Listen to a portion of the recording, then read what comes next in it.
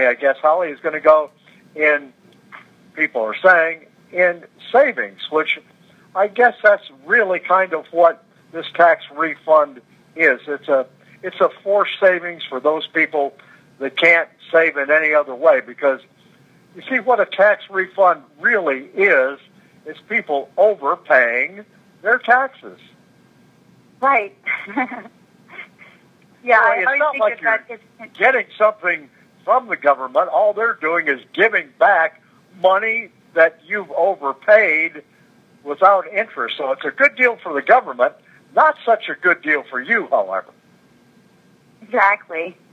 I do have a lot of people, though, that maybe they're at a lower income or kind of a limited income, because they chose to do something that they love, and maybe they don't make a lot, but, like teachers, for example, that do over-withhold on their paycheck because they don't have a large paycheck so that they can go on a nice vacation at the end of the year. And I'm not really against that, because if you were just saving up with your own money and putting it in an envelope or a savings account, you wouldn't be making any money off of that anyway, not really, in a savings account. If that helps somebody who doesn't usually get to go on a vacation to save, I don't think there's anything wrong with that, but I do agree with you fully that you are just getting your own money back. My concern, I guess, with tax refunds is you see ads right now for those car dealerships saying, enticing you to take your refund and come in and buy a new car, or appliance dealers talking about coming in and buying a new appliance. Taking a tax refund and going deeper in debt is not my idea of fiscal responsibility. Well, that's what's interesting about this case, which, today it was like something like 7,000 or 8,000 people that they interviewed, and a lot of them were millennials, and about 50, almost 60% of the millennials between 18 and 24 said they were going to save their refund. But I don't see that. Maybe this is what happened in the survey, but I think in real life, a lot of those kids, like we've talked about on previous episodes, have student loan debt and don't actually make a lot of money. So it would be awesome if they did save it, but I think kids at that level aren't making a lot of money, so their refund's probably just a few $100s. So again, it would be great to save it, but I'm not sure I'm buying this survey. I don't think that's what's really going to happen. I was amazed today to see that, according to early figures, February is set to be the greatest month in 16 years for car sales. Now, oh, really? That's coming off a year that set all kinds of records for car sales. So I was really surprised to see, based upon how the market is down and people seemingly being afraid of what might happen for the rest of the year, well, it sure didn't seem to bother them in buying new cars. Right. They get excited about it. They have, what it feels like extra money, even if it is your own money, and that you can do something nice with it. And again, if you have a small refund, I don't think there's anything wrong with, my theory is always the same. Put a little bit in savings and put a little bit on your debt, and then do something fun too. Being balanced. It's about being balanced with your spending, no matter how big or small your refund is. Life is a learning experience, and I've said that. I guess maybe that's something you learn when you're 50 and over. I can guarantee you, in terms of priorities or things that I have on my bucket list or things that I want to do, buying a new car is so far down my list. I mean, I have no earthly idea, quite frankly, Holly, why anybody would want to buy a new car. I think it's a god-awful investment. Now, hear me out. Here's the deal. First of all, in the past nearly 2 decades now, I would dare say if I put my Chrysler 300, which is a 2009, up against a brand new Chrysler 300 2016 and said, which one is a 2009 and which is a 2016. For $500, Holly, pick the car. You couldn't do it. You couldn't do it.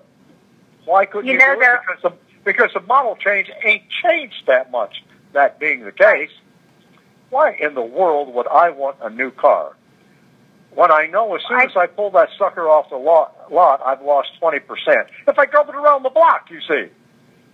Yes, that's true. You should really, unless you're just really, really, really got a lot of extra money sitting around, you don't want to buy a brand new car. I'm a big fan of buying a car that's 2, maybe 3 years old, so that it still has a warranty and it's still in good shape. And you should always look at the model, like you said. You don't want to buy a newer car if the model looks the same. It's like you're spending money, unless of course your car is older that you're having a lot of problems with it. It being newer won't look newer necessarily. It hasn't changed the model. And for the last decade, automobile manufacturers are making cars to last. Contrary to popular belief, it used to be back in as late as the 90s, a car had a life expectancy of about 50,000 miles. That's no longer the case. Today's automobiles are made for 100,000 miles plus. So, getting rid of a car that's got 70,000 miles, you're not getting your utility out of that machine. You're really not. Right. So unless you got problems, why are you doing that? It doesn't make any sense to me. But, to each his own, I guess. If you're some young stud that thinks you're going to pick up chicks with an automobile, well, I think you got another thing coming. I really don't know. I'm not a gal, but have you ever been impressed by a guy's automobile, Holly? Be honest. To be honest, I love cars because I'm in mine all the time, and that's where this comes down to, the emotions behind people spending. Because with spending, everybody has something that they'll just spend more money on. So for me, if I'm in my car all the time, I want to have a newer car, definitely not a brand new car, and I want it to be dependable. I don't want to have to worry, but I also want to be comfortable because there's a lot of hours in that car versus somebody that is just, works from home or is driving to an office and they're there all day. They could have a lot of money but not spend much money on a car because it just has no value to them. And people place value on things based on their own personal perception of what they are getting out of it. I think you're absolutely right. To me, being in an automobile should provide comfort.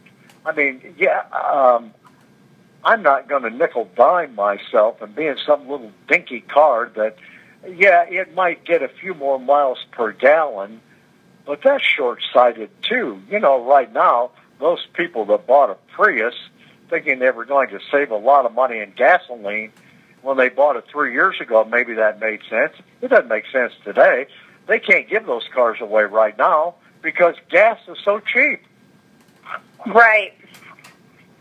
We'll see how that goes. I mean, you got to look at the long haul, and you got to really look at investing your money in things that make sense.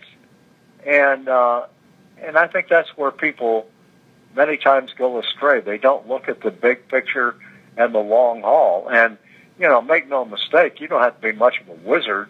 If you invest in anything, I guarantee you that 20 or 30 years from now, boy, somebody's going to say, you paid how much for that property? My God, you stole that property. Well, no, you paid what the going rate was at the time. It just looks like you stole that property 30 years down the road. Although that could happen. Yeah, I did recently read a really good book called Start With Why. And this guy had a fascinating example of how when anything technical or like technology, like phones comes out, he wants to be the first person to buy it. But his sister actually would wait 2 years.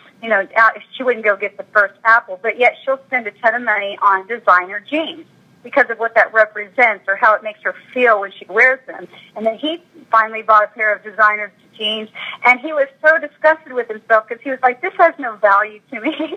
So it's is really fascinating to me because of what I do for a living to see how people react to how much they'll spend on something based on how much it makes you physically feel, or how it makes you feel based on the brand itself. You know, some of these companies like Nike have created brands where you buy Nikes not so much for comfort, even though they are comfortable, but because you want to represent what Nike represents. Yeah, that's true. Different strokes for different folks, whatever flips your switch. I mean, that's how it is. Exactly. But, you know, if you are going to get a tax refund, think about what you want to do with it. I guess that ought to be your bottom line. Holly, I thank you so much for coming and sharing on Health, Wealth, and Happiness.